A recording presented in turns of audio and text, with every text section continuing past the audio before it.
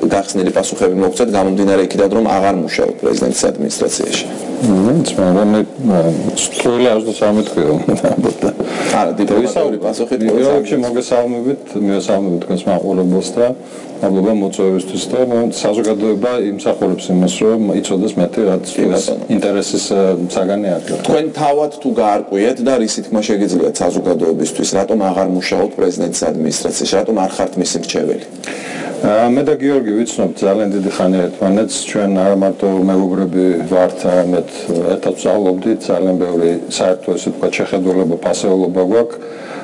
ჩვენი ურთიერთობა საქმიანი დიდი ხანია დაიწყო, მათ შორის 2010 წლიდან როცა ჯიპაში ვასწავლიდე საგარეო პოლიტიკას და ძალიან ხშირად ვსაუბრობდით საგარეო თემებზე, მან თხოვა რომ ყოფილიყავი მისი მრჩეველი წინა საარჩევნო კამპანიაში და შემდგომ უკვე კამპანიის წარმატებული კამპანიის შემდეგ ძალიან დიდი შრომა ჩავდეთ ამაში.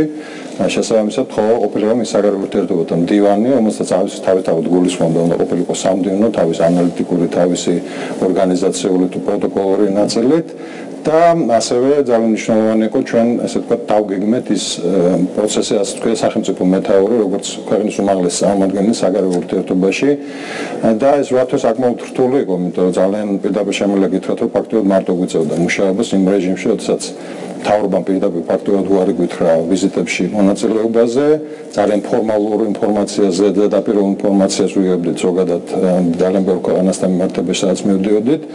ზუსტად მთავრობა არ გეთანამშრომლებოდა? მთავრობამ ბიძინა ივანიშვილის განცხადების შემდეგ ფაქტობრივად ასე ვთქვათ გარკვეული დისტანცია დაიჭირა პრეზიდენტისგან, პრეზიდენტის ადმინისტრაციისგან, რა თქმა უნდა, ხა იქნება რა ეს არ ყოფილა, მაგრამ შემიძლია გითხრათ. რას გულისხმობდა ეს დისტანცია? მაგალითად პრესაში დაიბეჭდა ეს ასე ვთქვათ, ჩემს ინფორმაციას დაყნობით პრესაში, მაგალითად იმის შესახებაც, რომ პრეზიდენტის ადმინისტრაციიდან სატელეფონო ზარებსაც არ პასუხობდნენ მთავრობაში, ეს ასე იყო? არა, ეს ესე არ იყო, მე შემიძლია გითხრათ, რომ ესე ვთქვათ, მოადგილეების დონეზე და მთელი რიგი დეპარტამენტების დონეზე ჩვენ მაქსიმალურად მუშაობდით, მაგრამ ეს არ იყო პოლიტიკური პროცესი პრეზიდენტსა და მთავრობას შორის.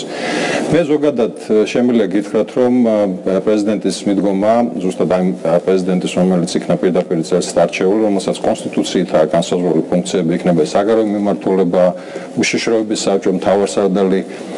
ის შეზღუდულია ზუსტად იმ პრინციპებიდან გამომდინარე, რომელსაც თქვენ იცნობთ, ადამიანმა მთელი 20 წელი შეარლია საზოგადოებრივ აქტიურ მონაწილეობას, მისთვის კონსტიტუცია ძალიან მნიშვნელოვანი.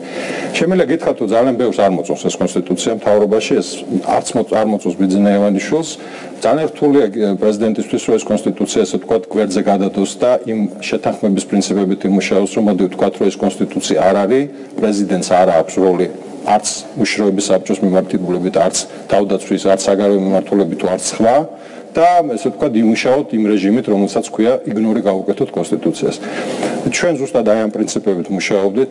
კონსტიტუცია არის ძალიან მნიშვნელოვანი დოკუმენტი, საგარეო ურთიერთობები არის პრეზიდენტის ძალიან მნიშვნელოვანი ნაწილი.